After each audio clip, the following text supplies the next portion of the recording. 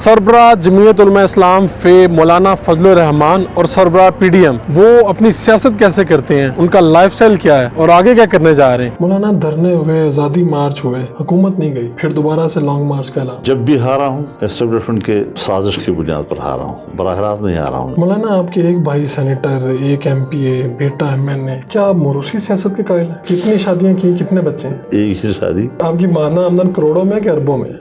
Urdu point کی videos دیکھنے کے لیے ہمارا چینل سبسکرائب کیجیے اور بیل کے آئیکن پر کلک کیجیے تاکہ آپ ہماری تمام آنے والی ویڈیوز سے باخبر رہ سکیں۔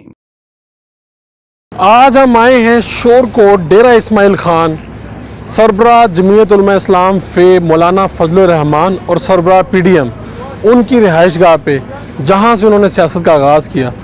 وہ اپنی سیاست کیسے کرتے ہیں، ان کا لائف سٹائل کیا ہے اور آگے کیا کرنے جا رہے ہیں، یہ ساری باتیں آگے چل کر آپ کو بتاتے ہیں۔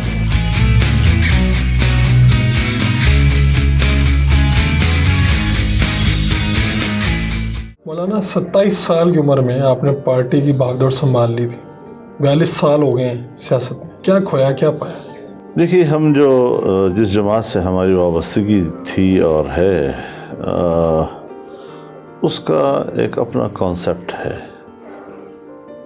وہ اپنے اس وطن عزیز سے محبت بھی کرتے ہیں اور اس کو نظریاتی حوالے سے دیکھتے ہیں۔ جب ہم نظریاتی حوالے سے دیکھتے ہیں تو جو ملک لا الہ الا اللہ کے نعرے پہ معرض وجود میں آیا تھا، اس کو ایک حقیقت بن جانا چاہیے اور عملی طور پر بن جانا چاہیے۔ جمعیت علماء اسلام کی نظر میں اسلام کی جو مملکتی، قومی اور ملی کردار ہے، وہ زیادہ تر دو باتیں ہیں۔ ایک امن اور دوسرا خوشحال معیشت۔ امن یہ تمام انسانی حقوق کا احاطہ کرتا ہے، اس کے تحفظ کا احاطہ کرتا ہے، اور انسانی حقوق وہ انسان کی زندگی کے 3 شعبوں میں کام کرتے ہیں۔ ایک انسان کی جان کا حق، اس کے مال کا حق، اس کی عزت و آبرو کا حق۔ تمام نظام اس انسانی حقوق کے گرد گھومتا ہے۔ اب ظاہر ہے کہ اس حوالے سے ملک کو خوشحال بنانا، ملک کی معیشت کو بہتر بنانا اور اپنے ملک کی وسائل کو صحیح معنوں میں امانت سمجھنا اور اس قوم کے لیے استعمال کرنا، یہ ہے جمعیت علماء اسلام کا اساسی اور بنیادی ہدف۔ لیکن اس ملک میں جو جاگیردار سرمایہ دار طبقہ ہے، ذہنیت ہے، وہ افراد کی بات نہیں کر رہا، اس میں اچھے افراد بھی ہیں، اچھے لوگ بھی ہیں، اور جاگیردار ہو کر بھی جاگیردارانہ تصور سے اختلاف کرتے ہیں۔ تو اس حوالے سے یہاں پر جو ایک ذہنیت بنی ہے، وہ ایک نظریاتی ملک کی نہیں بنی، وہ ایک مفاداتی ملک کی بنی ہے۔ اور یہاں پر سیاستدان یا سیاستدانوں پر مشتمل پارلیمنٹ یا پارلیمنٹ کے طے کردہ آئین اور قانون، اس کی عملداری جو ہے وہ یرغمال ہے اور اسٹیبلشمنٹ کے ہاتھوں یرغمال ہے۔ امراً ہم اس ملک میں اسٹیبلشمنٹ کے ہاتھوں ملک کو حقیقی معنوں میں اسلامی نظام، اسلامی ملک نہیں بنا پا رہے ہیں۔ جب تک اسٹیبلشمنٹ کے جی، لیکن وہ چونکہ اپنے آپ کو خفیہ رکھتے ہیں، پردے کے پیچھے رکھتے ہیں، تو عام آدمی کی نظر میں ہمیشہ اس کا ذمہ دار جو ہے وہ سیاستدان ہوا کرتا ہے۔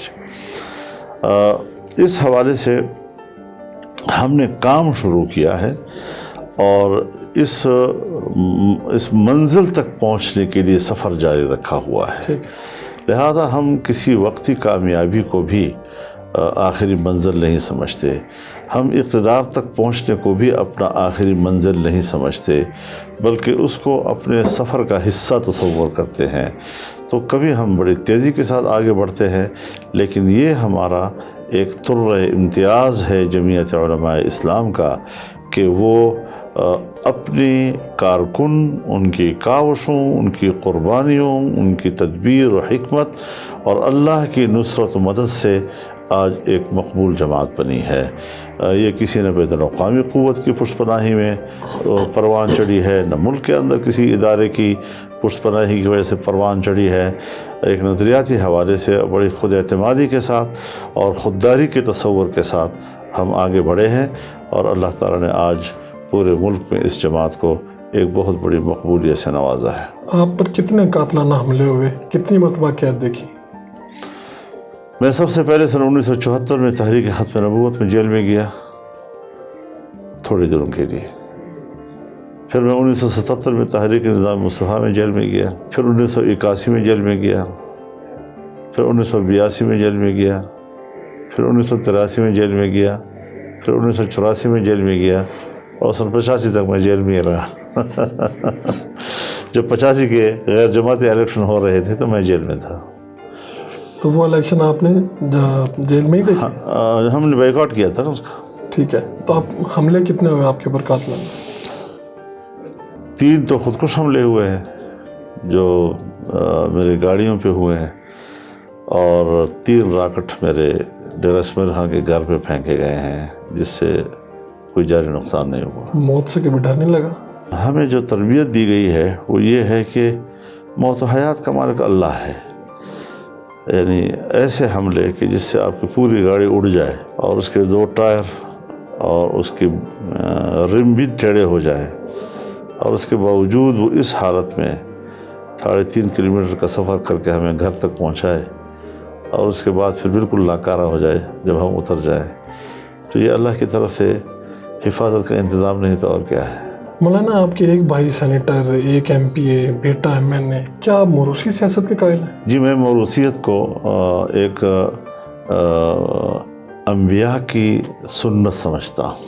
یہ جو موروثیت کا لفظ استعمال کرتے ہیں، یہ یورپ سے متاثر ہے، یہ یورپ کا کانسیپٹ ہے جہاں وراثت ہی نہیں ہے، جہاں یہ پتہ نہیں کہ کس کا بیٹا ہے۔ تو اس قسم کی چیزیں جو ہیں، جب آپ کا ایک بڑا وہ فاؤنڈر ہو ایک نظریے کا، ایک جماعت کا، اور وہ ایک ایسی مقبولیت حاصل کر لے کہ اگر اولاد میں صلاحیت ہے اور وہ اس کا صحیح پیروکار ہے، اس کے نظریات کا حامل ہے، تو پھر وہ ایک نسبت ہوتی ہے جس نسبت سے آپ کو کارکن قبول کرتا ہے اور جماعت قبول کرتی ہے۔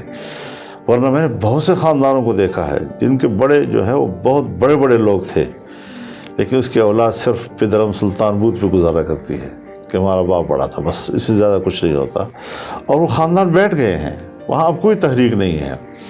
لیکن یہ ہے کہ اگر اللہ نے اس سلسلے کو چلایا ہے، اور یہ دنیا میں ہے، نہرو خاندان کو ہندوستان میں ایک قبولیت حاصل تھی، گاندھی خاندان کو قبولیت حاصل رہی ہے، نہرو خاندان کو ایک قبولیت حاصل رہی ہے، مسلمانوں میں مولانا حسین احمد مدنی کے خاندان کو آج بھی قبولیت حاصل ہے۔ جان ایف کینیڈی جو ہے وہ امریکہ کی ایک ایسی شخصیت تھی کہ ایک فرد کو قتل کیا گیا اور تب جا کر ان کی سیاست ختم کی گئی۔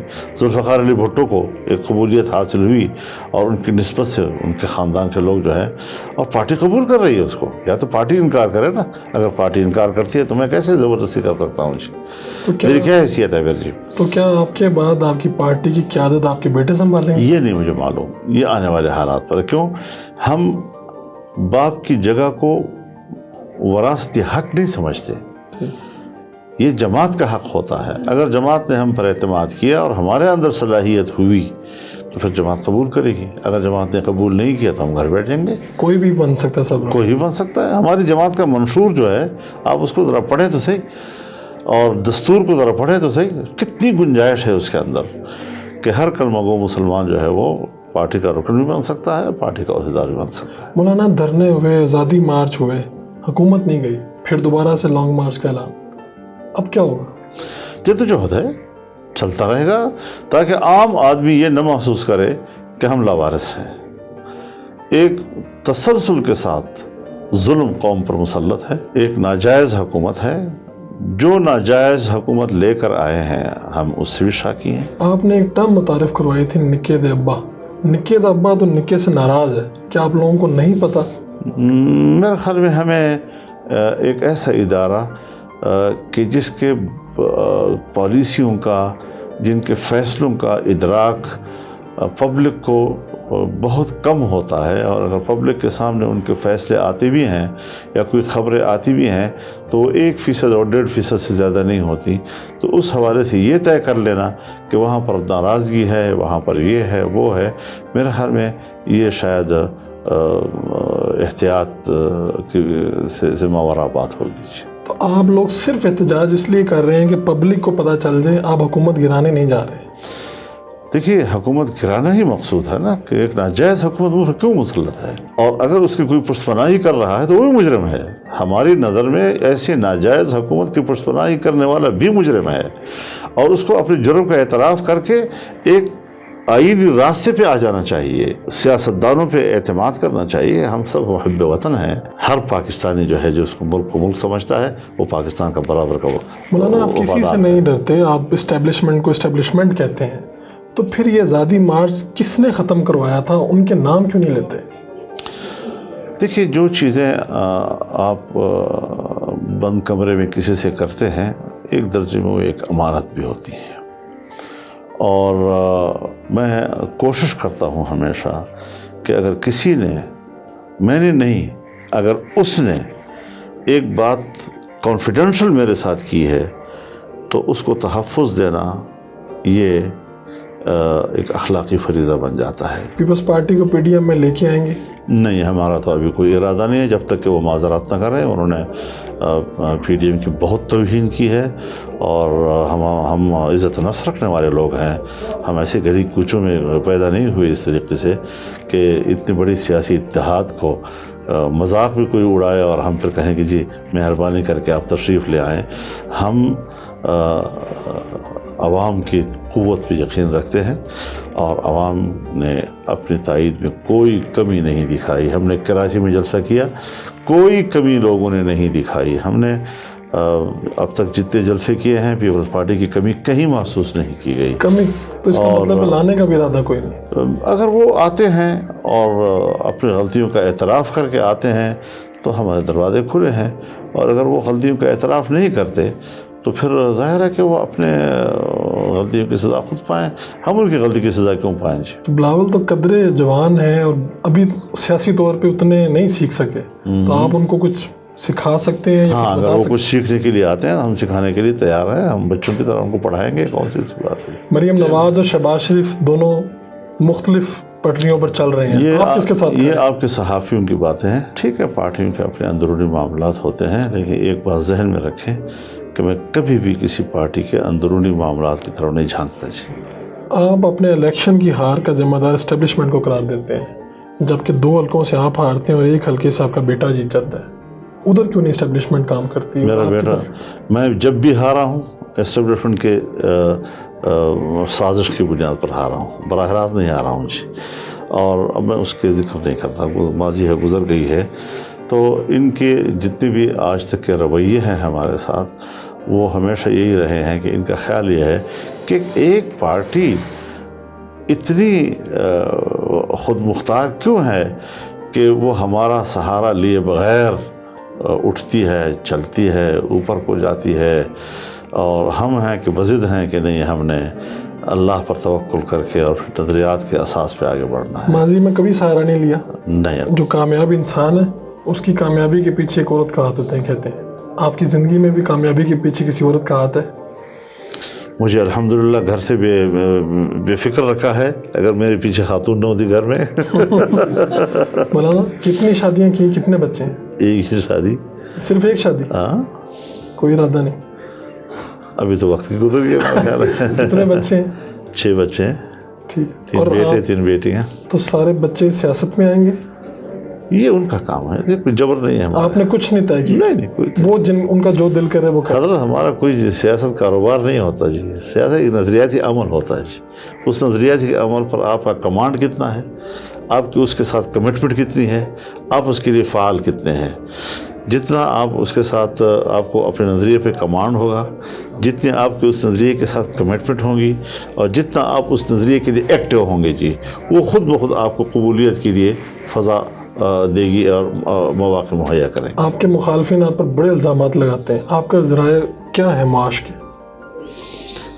वल्लाहु यरज़ुक़ु मन यशाअ बग़ैर हिसाब। क्या कुरान करीम की इस आयत पर आपका ईमान नहीं है? मेरा ईमान है। बस अल्लाह की मर्ज़ी है, जहाँ से भी देता है, कभी आपकी जेब से देता है, कभी उसकी जेब से देता है, कभी उसकी जेब से देता है, उसकी मर्ज़ी है। आपकी माना आपकी माना आमदन करोड़ों में कि अरबों में? मेरे महान आमदन है ही नहीं है ही नहीं, कोई नहीं। और सबसे ज़्यादा है। आपने घर बड़ा सादा सा रखा हुआ है, हमने देखा। लोग तो बड़े बड़े घर बनाते हैं और फिर उसको बड़े मैं सजाते हैं। अपनी इस्तेदाद के मुताबिक जिस तरह मुझे मेरी हैसियत है उसके मुताबिक रह रहा हूँ, बस ठीक है। आखिरी बात मैं करना चाह रहा हूँ, जरदारी साहब के बारे में आपके जहन में कहीं ना कहीं था कि पीडीएम में हमें धचका लगेगा, और फिर लगा? जी था, आपके जहन में पहले से था बिल्कुल। और आप कहीं ना कहीं लेकिन हम एहतियात से जा रहे थे, बिलाखिर वो बांडा फूट गया जी, और अब वो हकीकत सामने आ गई को नहीं चले जी। हम अब पीडीएम में ऐसा कोई फर्द नहीं है, जमात नहीं है जिनसे आपको कोई खदशा हो, कोई डर हो इस हवाले से? सब कमेंट जा रहे हैं। नवाज शरीफ आप तक चलेंगे आपके साथ?